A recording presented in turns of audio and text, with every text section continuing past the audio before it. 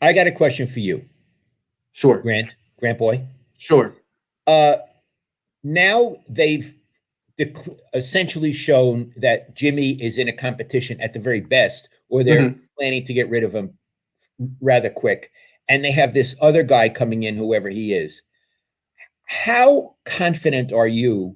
Let's just talk about Kyle Shanahan, that Kyle Shanahan can make this quarterback thing work. That's a great question. Because yesterday it felt like a celebration, right? Like they'd won something. Absolutely. They won the Super Bowl. They won the Super Bowl. Guys, I know we had some issues, and we're going to get the quarterback. Everything's going to be fine, and we're so excited, and we'll tell you who it is in a few. Here's the thing. It's the same group that picked Solomon Thomas. It's the same group that didn't want Patrick Mahomes and Deshaun Watson 4 years ago. The same group that didn't want Tom Brady. The same group that traded up for C.J. Beathard. There's definite reason to be skeptical, to not just assume they're going to knock this one out. And also, Dad, you haven't watched a lot of these quarterbacks, but I'll give you like the Cliff Notes version real quick of this class. The top pick is this kid, Trevor Lawrence. He's like Andrew Luck. He's like a no-doubter. Everyone else, the Niners could get Zach Wilson. He's a kid who had one great year at BYU. That's his resume. One great year at BYU. They could get Justin Fields, an Ohio State quarterback. Ohio State has never produced a good NFL quarterback. They could get Mac Jones from Alabama. Alabama hasn't produced a good NFL quarterback since like freaking Joe Namath. Or they could get Trey Lance, who played at North Dakota State, which is 1AA football. He threw 280 passes in college. Those are their options. So it's possible that none of these guys are going to be the answer. And as to your point earlier, it's possible that Jimmy Garoppolo could beat him out. I think we need the future. The future is open for the rookie and for Jimmy. And so my feeling is sometimes really important draft choices at quarterback don't work out. Guys you think can't miss, and they don't work out. And some guys you never heard of, i.e., really Tom Brady or Joe Montana. You heard of them, but they were not sought after, and they become among the greatest quarterbacks who ever lived. So there's a lot of risk in this that you can't even maybe hold the Niners accountable for. Plus, I've never seen Kyle develop a quarterback. Ever.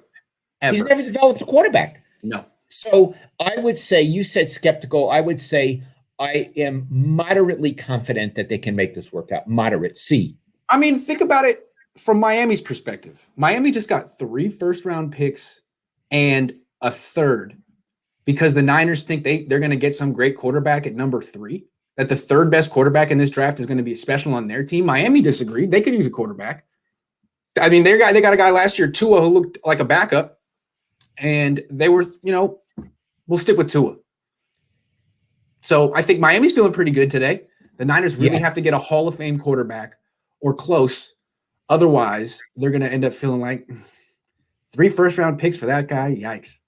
Well, again, it's all open in the future. Yeah. We can't predict the future. But I'm saying based on how chancy it is to really draft a good quarterback, no matter where you draft, and Kyle's history of not developing quarterbacks, I say I'm moderately confident in them. Moderately.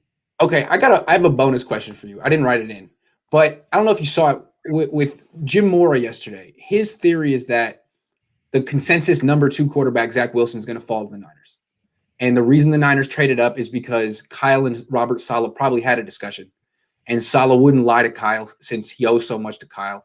And he probably, without telling him everything the Jets are going to do, told him, look, if you want this guy, we're not going to take him, go for it. And the Niners know something.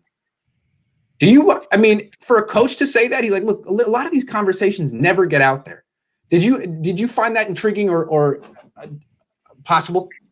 I do not find it plausible. Why? I do not find it plausible. Why would Saleh offer a competitor their strategy? Plus, Saleh isn't making the decisions over there. It's true. It's true. He's not making the decisions. No, I think Mora was being overcomplicated. I think the Niners believe that any of what they list as the top 3 quarterbacks would be good for them. That's how I read it. Yeah, well, the way I look at it is if they traded up and didn't get that assurance from the Jets and they're going to take the kid from Alabama or the kid from Ohio State or the kid from North Dakota State, they're in trouble. Those guys have big-time question marks. and the Niners traded 3 first-round picks to get him. Already, they're in a bad spot. They better hope this kid from BYU drops because he looks like he might be a little bit better than those 3. But that would be like really, really big gamble for people that people are pretty split on. It seems like the league is pretty split on these guys. I want to say one other thing, Iggy. Yeah. If the Niners wanted the number 2 spot, they would have gone for the number 2 spot. Right. Yeah. Because then it would eliminate chance. Yes. They went for the number 3 spot. Yes. They could have talked to the Jets. That's the true. Jets would have been interested in all those picks. Yeah. It's true. They need those picks. Yeah. So, no. I respectfully disagree with Jim Moore. Waruna says if Jimmy can't beat the rookie, if Jimmy can't beat out the rookie who's worth 3 first-round picks, the coach and GM must retire because they wasted such valuable resources. There's a lot of pressure on this kid to play, Dad. There's so much pressure on this kid to play. They say they want to have a competition. They would benefit from the competition, but geez, imagine me like telling people, "Hey, the kid's just not good. Sorry, we thought he'd be good. He's not good. We traded." They would never say that. They would say he's not ready. Not ready. He's still, and Jimmy's so good. It's the jump from college to the pro game is really enormous, and the playbook is hard. He needs some time, and what's more, there may be some truth to it. Of course, yes. But I understand this point. If this kid can't beat out Jimmy in training camp, one interpretation is it makes these guys, Kyle and Lynch, look really stupid. Yeah, it's like, did you know who you were trading up for? I mean, quite an investment. How well did you know this kid to bring him into training camp and be surprised by his performance? Well, it hasn't happened yet, but there is a lot of pressure on this kid to beat out Jimmy Garoppolo. And I understand, and pressure on Shanahan. Pressure on Shanahan, yes. Because once again, it's Shanahan saying, I can see the future. This is the right move. I'm the smartest person here. This is going to work out. And that's when he's at his best, in my opinion.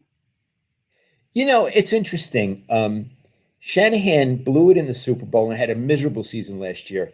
He never seems humble about it. He never seems like, I need to do better. I need to do better. It's like everything's okay by me. I've never had a moment like that in my whole life. I also feel that this whole saga reveals how Shanahan truly feels about that Super Bowl loss from a couple of years ago. Jimmy's fault. Jimmy's fault. Jimmy's fault. Period. That's the whole explanation. And Jimmy has some culpability, but if Kyle Shanahan just thinks that way, there's a reason why he doesn't evolve. Jimmy's fault. I want to say one other thing. You always say, look, my dad doesn't know anything about these college quarterbacks, and I don't. All my years as a sports columnist, I paid very little attention to college sports. Of course, I had to cover things at Cal and Stanford, and I did, but it was always very secondary to me to pro sports. I grew up in New York. I was in love with pro sports. The teams in New York City were not that important, the college teams. I've just never been that into it. Plus, I think that college sports are fundamentally corrupt, much more corrupt than pro sports. So for me, on the Niners and when the Raiders were around, I only began to think about the quarterback or whoever it was when they were on the team. And a lot of times I didn't even know what college they went to. I didn't care. It didn't matter. I mean, I know Ronnie Lott went to USC because he used to talk about it, but it had no meaning to me that he went to USC. He was on the 49ers. Right. That's exactly how I feel, except for when the UCLA men's basketball is in the Elite Eight. As they are right now. Yes. I'm a big fan of all. Yes. Mazel tov. Lots of appreciate it. I want to talk more about this quarterback stuff. Let's talk about it. They theoretically will get a third quarterback. Yes. Okay. This third quarterback, I don't think gets any reps. And who needs it? Yeah, you'd be like Josh Rosen. Hey, Josh, you get one throw today. Good throw, Josh. Yeah. If you want to throw, wait till after practice. We'll give you one of the equipment guys. You could throw to him. I'm sorry, Josh. No, I think you're right. Especially if there's no spring mini camp or OTAs. There's just no time. We got 3 weeks, dude. Sorry.